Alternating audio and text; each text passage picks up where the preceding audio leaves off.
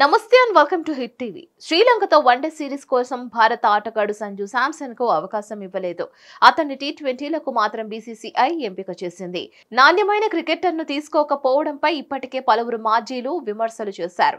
ఎవరు వచ్చినా అతడికి మాత్రం చోటు దక్కడం కష్టంగా మారింది. తాను చివరిగా ఆడిన వన్డే మ్యాచ్లో సంజు సెంచరీ కూడా కొట్టాడు. ఈ క్రమంలో సంజును తీసుకోకపోవడంపై భారత మాజీ క్రికెటర్ రాబిన్ ఉత్తప్ప ఆసక్తికర వ్యాఖ్యలు చేశాడు. అతడి విషయంలో ఇలా జరగడం ఇదేమి తొలిసారి కాదని కూడా వ్యాఖ్యానించాడు.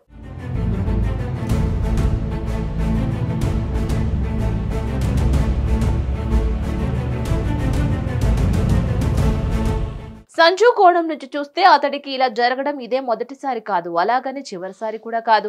ప్రతి క్రికెటర్ కు ఇలాంటి సంకట స్థితి ఎదుర్కోక తప్పదు. సంజు వన్డే గణాంకాలు అద్భుతం. నాయకత్వ మార్పు వచ్చినప్పుడు తప్పకుండా సంజుకు అవకాశం వస్తుందని భావిస్తున్నాం. బీసీసీఐ కోచింగ్ డిపార్ట్మెంట్ లో మార్పులు జరిగాయి. వారంతా సర్దుకోవడానికి కాస్త సమయం పడుతుంది.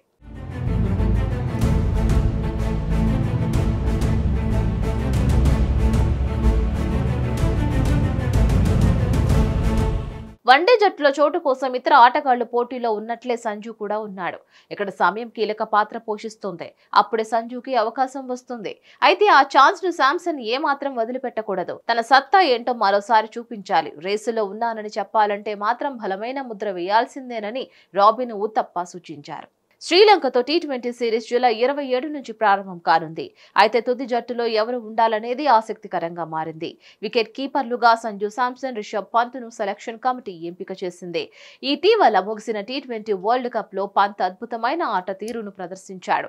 సంజుకు ఒక్క మ్యాచ్లోనూ ఆడే అవకాశం రాలేదు. వీరందరినీ తీసుకునే అవకాశం కష్టమే. ఇప్పుడు ప్రధాన కోచ్ గౌతమ్ గంభీర్ ఎదుట ఉన్న కఠినమైన సవాల్ ఇదేనని క్రికెట్ విశ్లేషకుల అభిప్రాయం.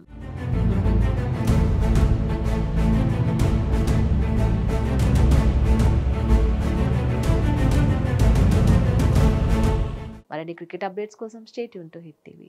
హిట్ టీవీ యాప్ ని డౌన్లోడ్ చేసుకోండి. ఇందులో short news, live news, entertainment movies అన్ని అవైలబుల్ గా ఉన్నాయి. Please download Hit TV app. Hit TV app hit TV app ని ఫ్రీగా డౌన్లోడ్ చేసుకోండి.